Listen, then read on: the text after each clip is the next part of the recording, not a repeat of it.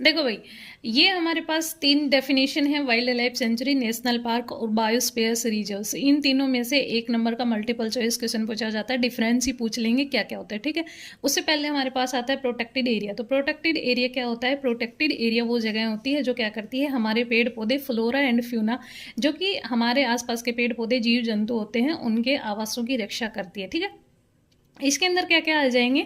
इसके अंदर हमारे wild life sanctuary, national park, biosphere reserves और unmarked plantation, cultivation, grazing, felling tree, hunting, poaching और प्रोहिबिटेड एरिया, यानी कि जो राष्ट्रीय उद्यान होते हैं, जीव मंडल भंडार हो गया, उनको सुरक्षित क्षेत्र निर्धारित किए गए हैं, ठीक है।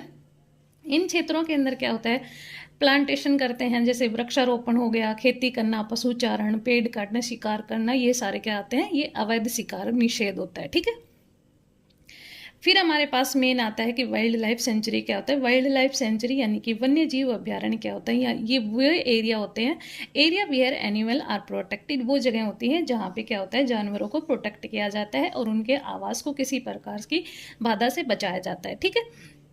फिर हमारे पास आता है नेशनल पार्क। नेशनल पार्क क्या होता है? नेशनल पार्क वो होता है, वो एरिया होता है जहाँ पे वाइल्ड लाइफ, यानी कि जहाँ पे वन्य जीव जो होते हैं उनके आवास को और जो प्राकृतिक संसाधन होते हैं उनका स्वतंत्र रूप से वो उपयोग कर सके, ठीक है।